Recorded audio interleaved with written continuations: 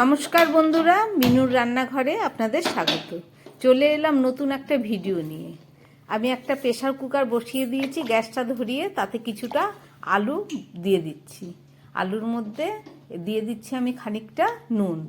এবার আলুটা সিদ্ধ হোক। প্রেসার কুকারের ঢাকনাটা আমি দিয়ে দিচ্ছি। আজকের রেসিপিতে আমি রান্না করব মটর আলু দিয়ে একটা সবজি আর আলু পুরি। তার জন্য আমি প্রথমে কিছুটা আলু সিদ্ধ বসিয়ে দিয়েছি। আলু সিদ্ধটা হয়ে গেছে, চলুন আলু সিদ্ধটা নামিয়ে নিয়ে আমি এই মটরটাকে সিদ্ধ করতে দেবো। তারপরে বাকিটা আপনাদের রান্না করতে করতে দেখিয়ে দেবো।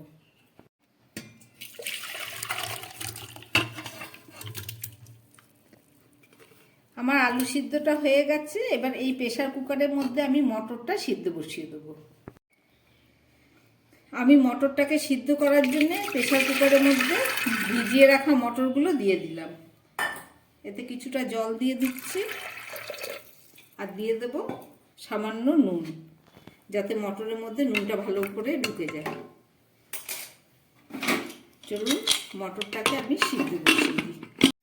প্রেসার কুকারে মটরটা সিদ্ধ করার জন্য আমি বসিয়ে দিয়েছিলাম।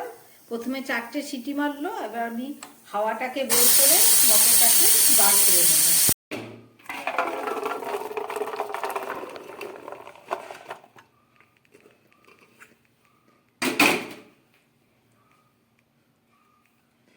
মটরটা পুরো সিদ্ধ হয়ে গেছে দেখুন। এবার চলুন এটাকে রান্না করে আপনাদের দেখাবো।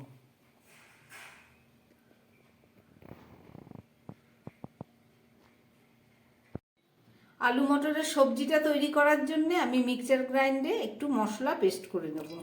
আমি একটা পেঁয়াজ কেটে নিয়েছি, সেটাকে দিয়ে দিলাম। আর দিয়ে দেব কিছুটা গ্রেট করা রসুন কুচি, আর দেব একটু আদা। এছাড়া দেব 2টো শুকনো লঙ্কা। এই মশলাগুলোকে আমি ভালো করে মিক্সচার মেশিনে গ্রাইন্ড করে নিয়ে তারপরে রান্নাটা শুরু করব। পেঁয়াজ, আদা, রসুন, শুকনো লঙ্কাটাকে আমি এটাকে মিক্সচার গ্রাইন্ডে পেস্ট করে নিচ্ছি।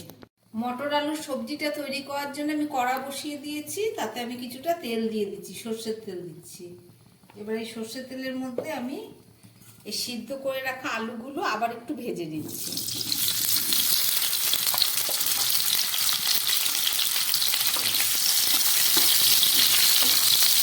সিদ্ধ করা আলুগুলো আমি ভেজে নিয়েছি। এখন নতুন আলু সিদ্ধ করার পরও খানিকক্ষণ থাকলে পরেই শক্ত হয়ে যায়, তার জন্য আমি আবার একটু ভেজে দিলাম।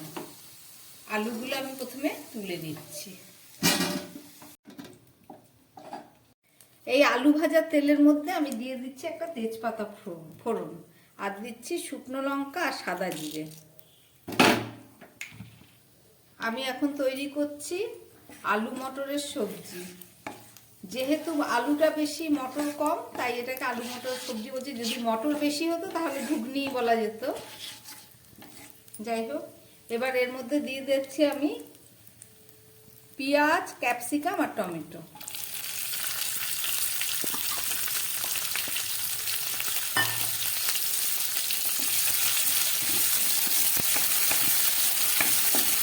এক মিনিট মতো ভেজে নিলাম পেঁয়াজ, ক্যাপসিকাম, টমেটো। এবার আমি একটু এর মধ্যে দিয়ে দেবো গরম মশলা ফোড়ন, যেটা আগে দিইনি। এবার দিয়ে দিচ্ছি পেস্ট করে রাখা আদা, রসুন, পেঁয়াজ, শুকনো লঙ্কা। আমার কষানো হয়ে গেছে। এবার দিয়ে দিচ্ছি এতে সামান্য পরিমাণ হলুদ, আর দিয়ে দিচ্ছি পরিমাণ মতো নুন। আলু মটর সিদ্ধর সময় আমি নুন দিয়েছিলাম, ওই জন্য একটু কম করেই দিলাম। আর দিয়ে দিচ্ছি একটু শুকনো লঙ্কার গুঁড়ো, কাশ্মীরি মির্চ।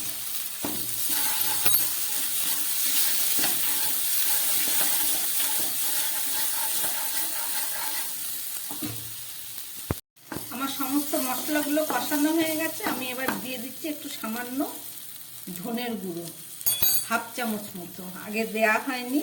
এটাকে একটু জল দিয়ে দিচ্ছি, দিয়ে আবার খানিকক্ষণ এটা কষিয়ে নেব।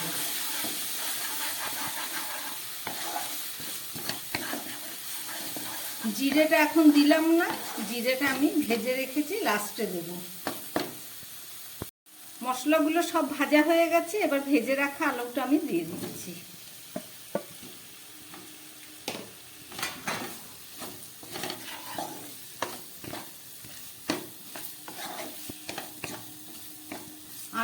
আলু দেওয়ার পরে আরো 1 মিনিট মতো এটাকে কষিয়ে নিতে হবে। এবার দিয়ে দিচ্ছি মটর, সিদ্ধ করে রাখা মটরটা।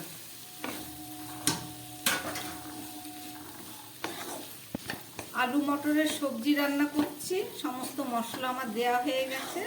এবার কষিয়ে নিয়ে এর মধ্যে আমি জল ঢেলে দেব। আলু মটরের সবজিটা কষানো হয়ে গেছে, এবার আমি এতে জল দিয়ে দিচ্ছি।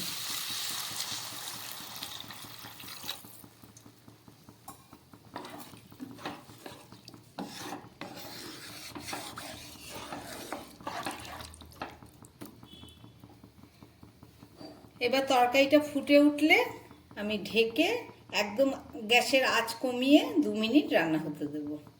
তারপরে ফেরত এসে আপনাদের দেখাবো। সবজি আলুটা ফুটে উঠেছে, এটাকে আমি ঢাকা দিয়ে দিচ্ছি। একদম গ্যাসের আঁচ কমিয়ে 5 মিনিট রান্না হতে দেবো। 5 মিনিট পর ফেরত এসে আপনাদের দেখাবো। 5 মিনিট পরে ফেরত আসলাম। এবার সবজির ঢাকনাটা খুলে আমি দেখাবো। একদম অল্প আছে রান্নাটা করলাম। এবার আমি দিয়ে দেব ভেজে রাখা জিরে আর সামান্য গরম মশলা আছে, আর দিয়ে দিচ্ছি 1/2 চামচ মতো ঘি।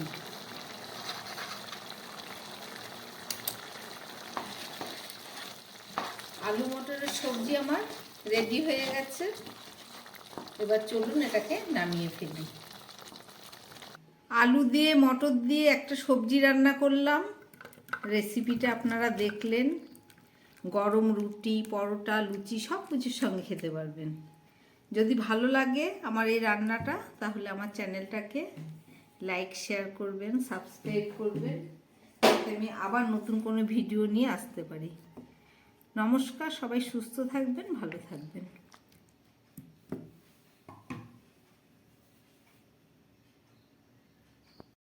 আলুর পুরি তৈরি করার জন্য আমি কিছুটা আলু সেদ্ধ করে নিয়েছি। সিদ্ধ আলুটাকে আমি গ্রেটারের সাহায্যে গ্রেট করে নিচ্ছি। মেখে নিলে একটু আঠা টাইপের হয়ে যায়, এখনকার নতুন আলু, এর জন্য আমি এইভাবে গ্রেট করে নিচ্ছি। আলুর পুরি তৈরি করার জন্য আমি সিদ্ধ আলুটাকে গ্রেট করে নিয়েছি। এছাড়া আমি কয়েক পিস ফুলকপি নিয়ে নিয়েছি। ফুলকপির শুধু ফুলটাকে আমি একটু গ্রেটারের সাহায্যে একটু গ্রেট করে নিয়ে আলুর সঙ্গে মিশিয়ে দেবো। তাই চলুন ফুলকপিটা আমি প্রথমে গ্রেট করে নিচ্ছি এইভাবে।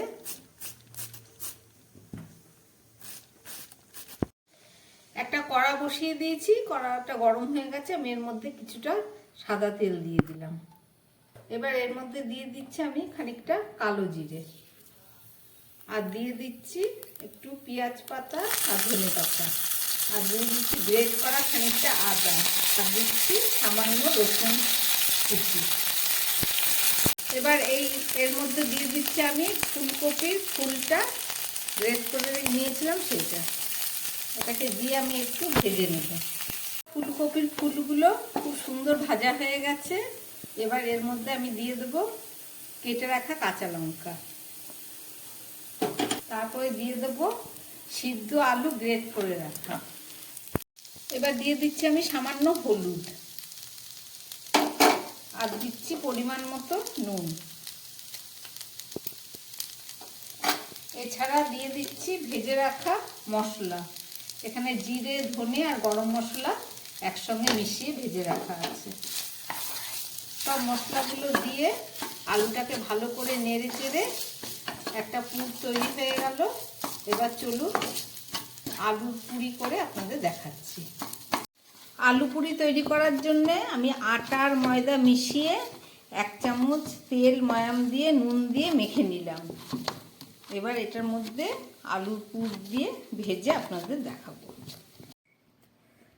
আটা ময়দা মেখে নিয়ে আমি লেচি কেটে এইভাবে পুর ভরবার জন্যে করে নিয়েছি, রেডি করে নিয়েছি। এবার এর মধ্যে আমি ফুলকপি আর আলুর এই পুরটা দিয়ে মুখটাকে মেরে তারপরে তৈরি করব আলু পুরি।